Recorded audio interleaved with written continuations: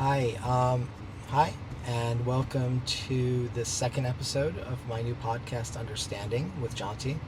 I'm Jonty, and again, we're in my studio, which is a car for those who are listening. As I said in the first episode, this is where I do some of my best thinking, and so I thought this would be an appropriate place to think together. Um, this episode, I'm talking about the elections. Actually, I drafted this before the election, and I was not sure exactly who was going to win, but whoever won, I knew half the country would be like happy and half the country would be sad. Um, but for me, both results, it didn't matter who was going to win. As far as I was concerned, we're headed down a really dangerous path. And I think a lot of us feel that. Politicians have kind of framed it so that if you vote for us, we'll save us, from that from flying over that cliff. And each side says that about the other, right? And I fundamentally believe that is the inherent problem in our politics today. It's not that we can't get along. It's not that we can't find common ground. It's that politicians have convinced us that each side is on the side of truth and justice, and the other side is evil and trying to destroy us. And they've done this because it works, because they can attract donations, they can attract voters to come out and vote for them. And freaking us out, scaring us, making the country feel like it's more divided than it really is. That is a very dangerous game that they've played, that the media's jumped on board with, and that all of us are participating in. And this episode, I really want to talk about a different way to look at the situation, a different way for us to move forward that doesn't rely on one or both party fixing this mess, or the media coming in and fixing this mess. Because obviously they have found an interest in the status quo, in continuing this game. And they're not going to stop until something breaks, until something awful happens. And even then, one side will blame the other and say that's why, you should vote for them. So I don't know about you, but I'm personally really tired of being on this hamster wheel and I want to get off. So if you're interested, stay tuned. So in my first episode, I talked about how after 9/11, my wife and I retreated into the Muslim community to find some sense of safety, belonging, and I started volunteering more at our local mosque. And one day, I volunteered with a Muslim brother at a table where we would answer questions for anybody who wanted to ask, have a question. If they had a question for Muslims. And I saw this guy walking over, and of course I already judged the guy. It's like, oh man, this guy's gonna be trouble. This isn't gonna end well. I already made up my mind just by looking at him. And sure enough, he just starts ranting. It's like, you Muslims, you're source of evil and violence in the world, and why are you like that? Just all the rhetoric, the post 9/11 rhetoric that had been shared in the media. He was just unleashing it on us, and I got heated. I got upset. I'm like, well, you're the problem. Like, these are, people like you are so hateful and this and that. I got upset. He was heated, and he got me heated, and then this was inevitably not going to end well. And fortunately, the Muslim brother I was with puts his hand on my shoulder, like, okay, calm down, sit down, let me take it from here. And so he goes, and he immediately agrees with the guy. And I'm like shocked. Like, what why are you agreeing with him, right? So he explains. He's like, look, you're right. If I wasn't Muslim, if I all the information I had came from the media, from watching the news, I would believe what you believe, that Muslims are evil and they're ruining the world. He said, but I know more. I belong to this community and I see the good in it. And then by that point, the man had calmed down and was listening to his points. And I was so surprised. It blew my mind. So by the end, the man actually thanked us. He thanked us for our time. He thanked us for sharing the nuanced understanding that we had. And it was night and day. He came there angry. He left a more understanding person who was more at peace with himself and with us, with Muslims. And that just blew my mind. And so looking back at the situation, I'm like, how did I get so heated so fast? How did this man get so calm so fast? And I realized the man just wanted to be understood. He just wanted to be acknowledged. He just wanted his fears, his opinions respected. And the Muslim brother I was with did just that. He met the man where he was. He respected the man's opinions and understanding of the world. He put himself in this man's shoes and showed him empathy, showed him understanding. And that immediately just completely disarmed the man's anger. And I will never forget that. I will never forget that. It was an incredible experience. I've had opportunity to disarm a few people over the years. But my understanding still wasn't complete. There was something more I needed to learn. This was a cool technique to get people to calm down, but it's not this full solution that we need to have. I think if any of us is able to do this, just do this one thing when people are heated, when people are angry, especially in our family during Thanksgiving and Christmas, if we're able to just meet them where they are and have empathy for them, we can turn what could potentially become an argument, like what I was doing, into a really productive conversation where there's a real exchange of ideas. So at this point, I understood the power of empathy to help others understand me. But I was still stuck in my old worldview. I still was afraid of mainstream America, of our country that was going after Muslims and blaming them for everything going on in the world. That would soon change. That would soon change.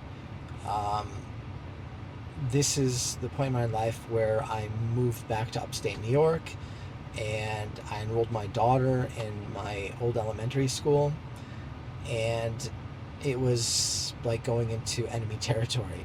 I was deathly afraid of how my daughter would be able to handle rural upstate New York with the name Aisha, with a mother who wears a headscarf.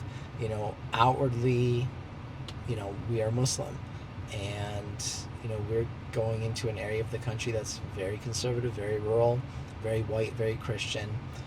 And so I felt my worldview was rational, completely rational. I had every right to be afraid of this, but things slowly but surely changed.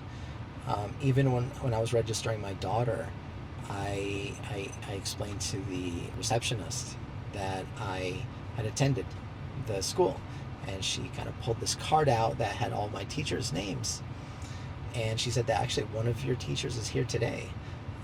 She doesn't teach anymore. She comes back and volunteers. And so she called her down to the office, and I got to meet one of my old elementary school teachers. It was really incredible.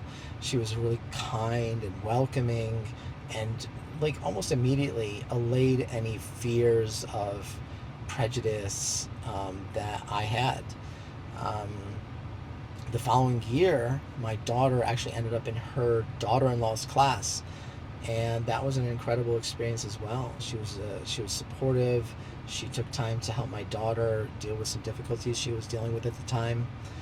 And when the unit on Islam came, she decided to throw an Eid party for my daughter in school. And, you know, the kids celebrated, and they ended up writing little notes and signing a greeting card for my daughter. And that moment, I just can't describe how it just melted all of my fear, my anger, my mistrust. All those walls I had built up since 9/11, all that fear I was holding on to since 9/11, just melted away because of the act of this one. It wasn't just one compassionate person, but this act that went above and beyond, that showed me that, you know, growing up, I was afraid to share who I was, and now here's my daughter being celebrated in this post 9/11 world for being Muslim. It was a really touching moment for me, and I'll never forget it. You know, that doesn't mean there aren't evil people in the world. There aren't people that hate me or want to hurt me because I'm Muslim, but it also showed me that there are really good people out there as well. And the vast majority of people are decent, good, honest people. This had forced a change in my own worldview, one in which I wasn't at odds with everyone around me. And that was kind of the completion of this phase of growth, is understanding how to help others to calm down and think rationally and see the world from another perspective, but also changing my worldview so that I also wasn't just trying to get them to think like me, but I truly had empathy for the other, for those that I feared, understanding that my fear was really not rational. It had gotten out of control. And that's really what I want to talk about today, right? We have built up these walls, these divisions based on party affiliation. Are you Republican? Are you Democrat? Are you liberal? Are you conservative? And based on just that one thing, these walls go up between us. Even though, like, I've had conversations with Republicans, I've had conversations with Democrats, and everybody has the same kinds of concerns. They want opportunities. They want opportunities for their kids. They want a good education. They want health care. They just want to live in peace with them and their families, and have hope that things are going to get better. And, you know, neither party is addressing those concerns. Instead, they're pitting us against one another. And if we want to get off this hamster wheel, if we want to, you know, pave a new path forward, well, then it's going to have to be us. And how that works is what the Democrats and Republicans are doing, this tribal marketing campaign they've both been engaged in. It doesn't work if we don't buy it, right?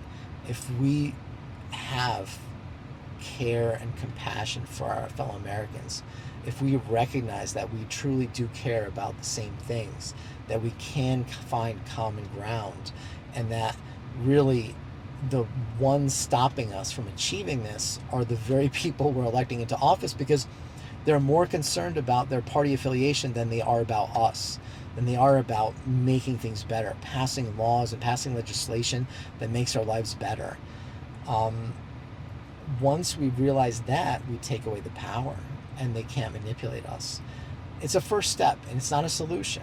It's not going to solve everything, but it's going to be that first step that takes us to, you know, do we get rid of publicly funded campaigns? Do we look into getting rid of these super PACs? You know, do we look into, like, adding another third party? Are our campaigns publicly funded? There's so many different ways to move forward, but none of them can happen until we realize that we have more in common than that separates us. So I guess that's the takeaway from this episode. The next meal you have with your family, the next Christmas celebration, New Year's celebration, um, whatever it happens to be, whatever the excuse there is that brings your family together. Maybe normally you just shut down. You don't want to have this conversation. You just deflect. Next time, a relative starts ranting about Trump or ranting about Biden or ranting about the Democrats or ranting about the Republicans, ask them to tell you more. Ask them to share more. Like what upsets them, and not in a condescending way, not in a patronizing way, but in a truly concerned way, so that like you truly want to understand them and where they're coming from. And ask more questions. What were things like before? What did you like about the way things were before? There are people out there that, yeah, there are some irreconcilable differences. That's reality. But I believe most people are going to find that the core concerns are the same. And if we have the same concerns, then we can try to find solutions that everybody can agree on. Because a lot of what the Democrats and Republicans sell us is a philosophy. Oh, we believe in less government. Oh, we believe in more government. Oh, we believe in spending more money. We believe in spending less money to solve these problems. And usually they're not based on any kind of factual, evidence-based expert opinion. So there are people out there, there are academics that study these issues. We can pursue them. We can try to understand them better. Likely the two solutions being proposed by both parties, neither one of them would work perfectly, right?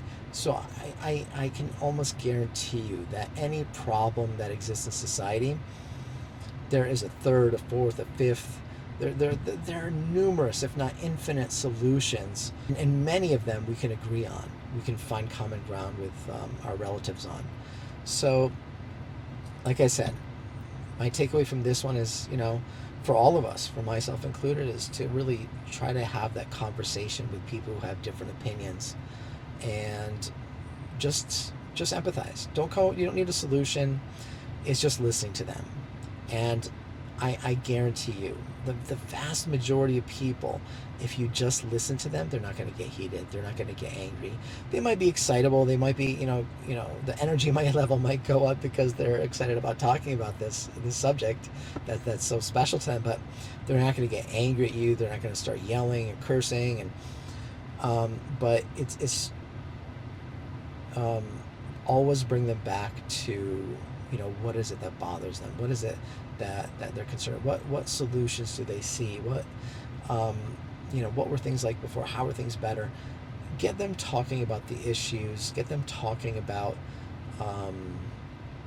their concerns and their fears. And I guarantee just giving them that voice will change things for the better. And in the next episode, I'll talk about more practical things, maybe solutions you haven't thought about, that really aren't part of the public discourse, that maybe, give you hope that there is a way forward, that it's not out of our hands. If I've learned anything in my life, it's that the decisions of individuals are what shape society. And so, giving up hope, feeling hopeless, that's what those in power would rather you feel. They want you to give up. They want you to accept the status quo. And that's not something we can do anymore. If we really want a better future for ourselves, for our families, we have to live that reality. So thank you for your time. Looking forward to seeing you next time, and looking forward to hearing your stories. Thank you very much. Bye.